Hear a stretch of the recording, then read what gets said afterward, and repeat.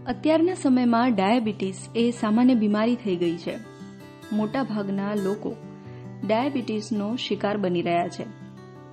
Diabetes માટે યોગાસન કઈ રીતે કામ કરી શકે, તેનું મહત્વ શું, એ વિશે જાણીએ યોગ ગુરુ જશોદાબેન ગોરી પાસેથી.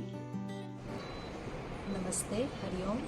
હું જશોદા ગોરી, યોગ કોચ ઓફ ગુજરાત સ્ટેટ યોગ બોર્ડ.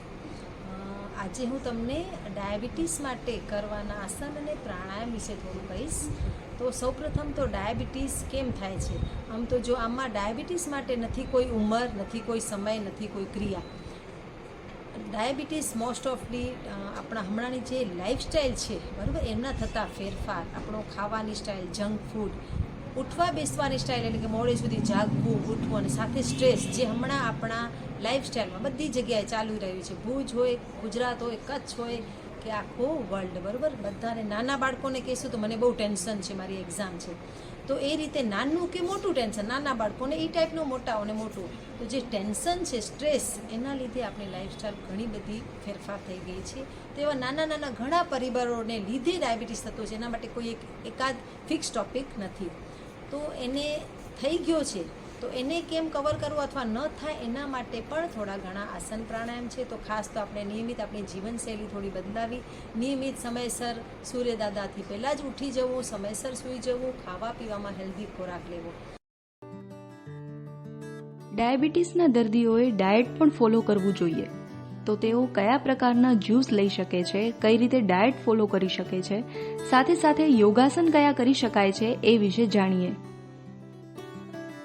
ખાસ તો જેને ડાયાબિટીસ છે એને દૂધી, કારેલાનો જ્યુસ છે, કાકડી, ટમેટા, પાલક, એના જ્યુસ છે, કઠોળ વધારે લેવાના છે, ડ્રાયફ્રૂટ્સ ખાવાના છે. પછી આપણા છે ચણા, ખજૂર, એવા ફ્રૂટ, જાંબુ પણ એક સરસ મજાનું ફ્રૂટ છે, સાથે ખાટા ફ્રૂટ બધા ખાઈ શકે છે. તો એનાથી એને ડાયાબિટીસમાં ઘણો ફાયદો થાય છે. સાથે સાથે આસન જેવા કે મંડુકાસન છે, જે નિયમિત આપણે યોગમાં લેતા હોઈએ છીએ. મંડુકાસન છે, પછી વક્રાસન, શશાંકાસન, પશ્ચિમોત્તાનાસન, એ ટાઈપના આસનો કરવાથી, સાથે સાથે આપણે પ્રાણાયામ જેવા કે કપાલભાતિ, અનુલોમ વિલોમ નિયમિતપણે કરવાથી, ખાલી એકાદ મિનિટ નહીં પણ કપાલભાતિ જેવા પ્રાણાયામ પણ નિયમિત 5 થી 10 મિનિટ કરવાથી અવશ્ય ફાયદો થાય છે. થોડા ઘણા જીવનશૈલીમાં ફેરફાર, અને યોગને અપનાવો, સ્વસ્થ રહો, મસ્ત રહો. સાથે તમે થોડી વોકિંગ પણ કરી શકો છો. તમારું ગમતું કાર્ય કરો, સંગીત સાંભળો, ખુશ રહો, ટેન્શનથી દૂર રહી યોગ પ્રાણાયામ અપનાવી અને તમે સ્વસ્થ રહી શકો છો. Thank you.